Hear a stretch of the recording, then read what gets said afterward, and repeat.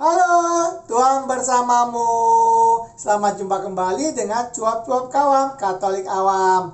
Apa kabar hari ini Bapak dan Ibu, kakak adik, saudara-saudara, teman-teman, dan rekan-rekan semua? Semoga baik adanya dan sehat serta bahagia.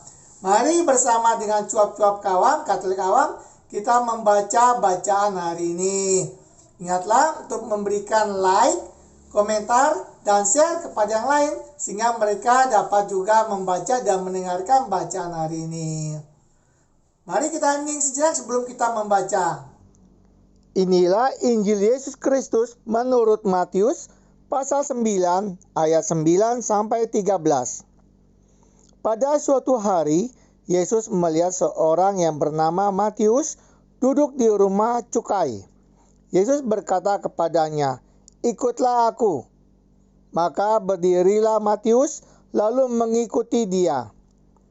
Kemudian ketika Yesus makan di rumah Matius, datanglah banyak pemungut cukai dan orang berdosa makan bersama-sama dengan dia dan murid-muridnya.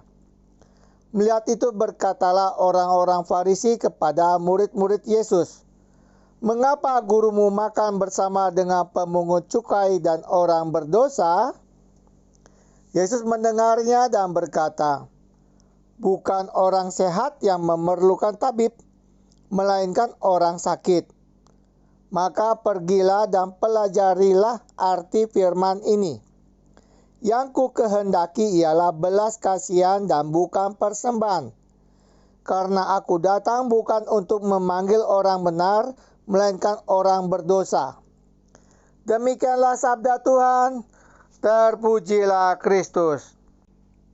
Setelah mendengarkan sabda Tuhan, mari Bapak dan Ibu, kakak dan adik, saudara-saudara, teman-teman dan rekan-rekan semua, bersama dengan Cuap-Cuap Kawam Katolik Awam, kita mendengarkan renungan yang dibawakan oleh Romo RD Rudi Hartono dari Paroki Alam Sutera Gereja Laurentius. Bapak, Ibu, teman-teman, saudara-saudara yang terkasih yang dicintai Tuhan. Belajar dari Injil Matius bagaimana perjalanan seorang murid itu berjalan tahap demi tahap dari murid menjadi rasul. Ketika menjadi murid pun tanpa kesengajaan Matius mengikuti Tuhan dan akhirnya betah sampai sekarang merumuskannya dalam Injil suci yang Anda dan saya baca sampai sekarang ini. Injil Matius kalau Anda baca seluruhnya akan terlihat bagaimana Anda dan saya merumuskan mengenai iman gereja sebagai sebuah kesaksian. Biasanya kalau saya, Romo Rudi, perjalanan menjadi imam selama ini, ada yang mau belajar katekumen pribadi, saya akan beri dia Injil Markus karena dia baru mengenal. Injil Markus dalam keseluruhannya adalah Injil tentang bagaimana saya menjadi murid dan mengenali Yesus sebagai anak domba Allah. Siapa Yesus?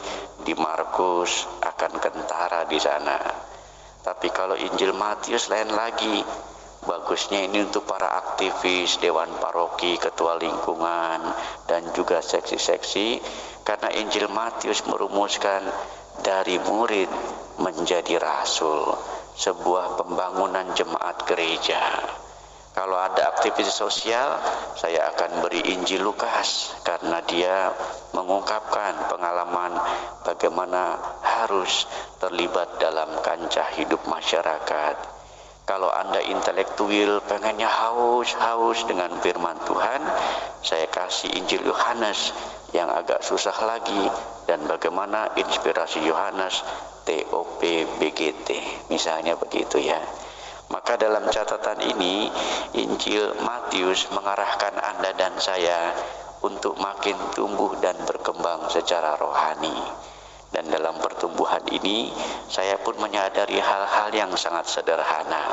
Misalnya, Kalau ada orang pun yang katekumen kepada saya akan sampaikan, saya nggak mau didik kamu jadi murid loh.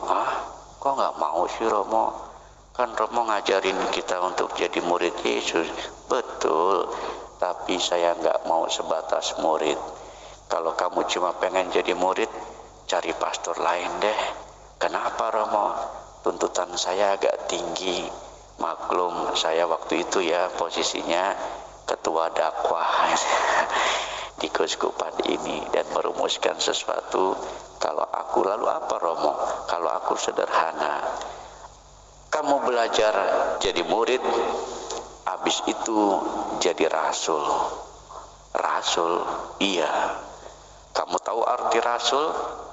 Rasul adalah murid Yesus yang setelah pengalaman kebangkitannya, dia bersaksi mewartakan kemana-mana tentang Yesus yang sudah bangkit.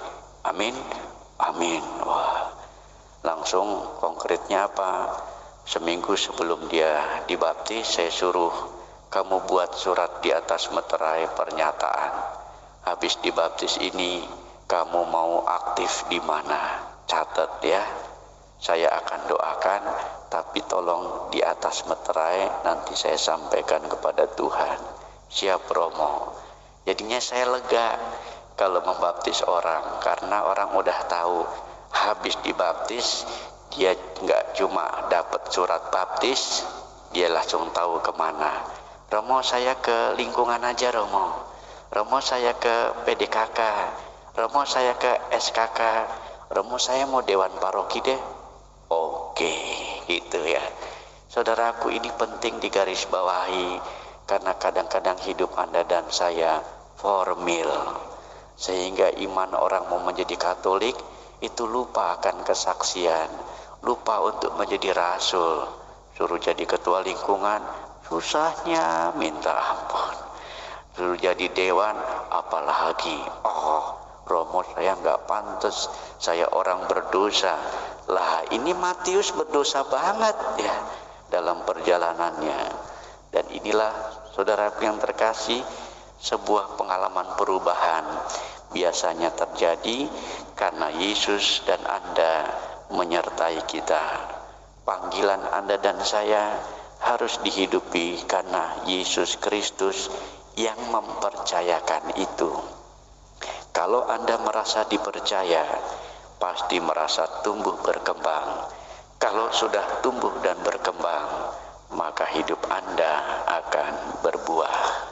Semoga pesta Santo Ignatius memberi Anda dan saya inspirasi mengembangkan gereja. Tuhan memberkati. Amin. Tuhan bersamamu. Terima kasih Bapak dan Ibu, kakak adik, saudara-saudara, teman-teman, dan rekan-rekan semua yang telah ikut berpartisipasi dalam membaca bacaan hari ini. Ingatlah untuk memberikan like, komentar, dan share kepada yang lain. Sampai jumpa kembali dengan cuap-cuap kawam, Katolik awam. Salam sehat, sejahtera, dan bahagia. Tuhan memberkati.